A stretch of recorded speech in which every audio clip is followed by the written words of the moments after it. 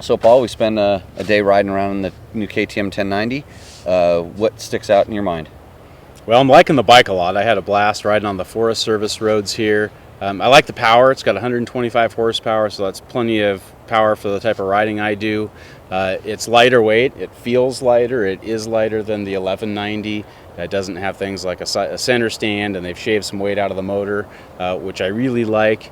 And I think the electronics package on it is really good. The traction control I thought was perfect for me. I liked the off-road modes for the ABS, where I still had some safety net in that front brake where it wasn't going to lock up. It would lock up just enough I could feel the front end move before it released. And then full manual rear brake, which I liked. So I thought it was great for Forest Service roads and that type of riding. Yeah, and for me, the things I really noticed was the suspension performance. Stock, Yeah. it's just that PDS shock in the rear, now a true PDS shock, really makes the bike more progressive, the damping character, and then we rode the one with the Touratech suspension on it, and that damping even gets better, just more control of the valving and stuff. You touched on the weight. The numbers don't seem to mean anything. It's how much lighter the bike feels. It acts lighter. I think a little bit to do with the power, a little less snappy power. It makes the bike act lighter. It feels lighter on its wheels, way more than the number on the scale says. And also, like you said, the electronics on this bike I think are pretty much superior than it. They're simple, but they really work, and it makes the bike safe, but it doesn't neuter it. Yeah. It makes it fun.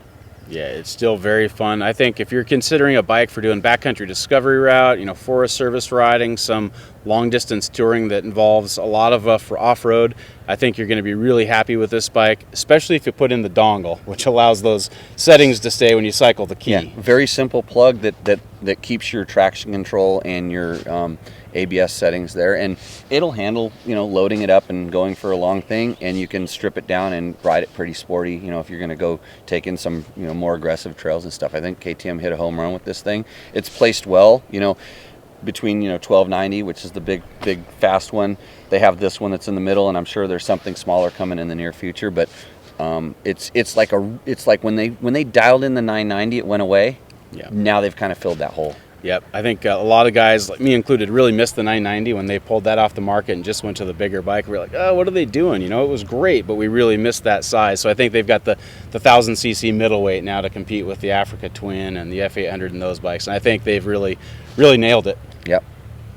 Well, thank you for listening to our thoughts on the new KTM 1090 Adventure R. It has been a blast to ride. It's been fun to sort of compare and contrast it to some of the older KTM bikes and some of the other 21-inch front wheel adventure bikes on the market. So we hope you enjoyed it.